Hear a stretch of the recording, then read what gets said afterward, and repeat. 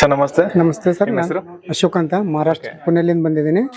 But ಈಗ personal meeting ಆಗಿ ಒಂದ್ಸರಿ ಮೀಟ್ ಆಗಿನಿ. ಹಾ. ಈ ಕ್ಲಾಸಿಗೆ 3 ಸರಿ ಅಟೆಂಡ್ ಆಗಿನಿ ಸರ್. ಓಕೆ. ಫಸ್ಟ್ನೇಲಿಂದ ಏನದ ಇಲ್ಲಿ ಮಟ್ಟ ಫಸ್ಟ್ನೇ ಸ್ವಲ್ಪ ಇಂಪ್ರೂವ್ ಆಗಿದೆ. ಬಟ್ ಪರ್ಸನಲ್ ಮೀಟಿಂಗ್ ಸಕ್ಸಸ್ ಆಗಿದ್ದೀನಿ. ರುದ್ರಾಕ್ಷಿ ಎಂದ್ ಮಾಡೋದ್ನ ಅವತ್ತಿನಿಂದ ಅವ್ರ ಪರ ದುಡ್ಡು ತಾನೇ ಬರ್ತಾ ಇದೆ. ಓಕೆ. ಒಂದೇ ತಿಂಗಳಲ್ಲಿ ಈಗ 3 ಲಕ್ಷ ರೂಪಾಯಿ ಸಾಲ ಮುಟ್ಸಿ ನಿಜವಾಗಿ ಹೇಳ್ಬೇಕು. ಓಕೆ. ಆಮೇಲೆ ಏನದ ಇವತ್ತು ನಿನ್ನೆ 15ನೇ ತಾರೀಕಿಗೆ ನಾನು ಟಿಕೆಟ್ ಇಲ್ಲಿ ಬುಕ್ ಮಾಡ್ಕೊಂಡಿದ್ದೀನಿ ರೀ. ಮಾಡೊಂದು ಟ್ರೈನಿಗೆ ಯಾಕೆ ಹೋಗ್ಬೇಕು, ಪ್ಲೇನ್ಗೆ ಹೋದ್ರೆ ಐತಲ್ಲ ಪರ್ಮಿಷನ್ 4 ದಿನ ಮಾಡೀನಿ. ಓಕೆ.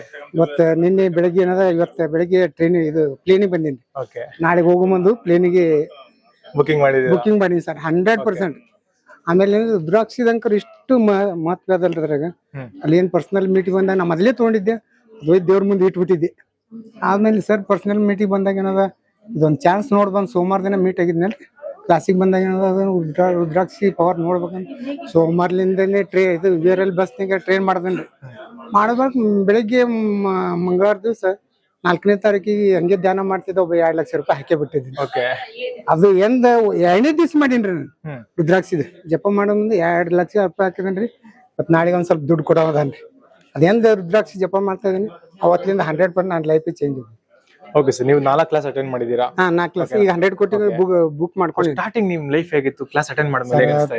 ಫಸ್ಟ್ನೇ ತುಂಬಾ ತೊಂದರೆಯಲ್ಲಿದ್ದೆ. ಓಕೆ.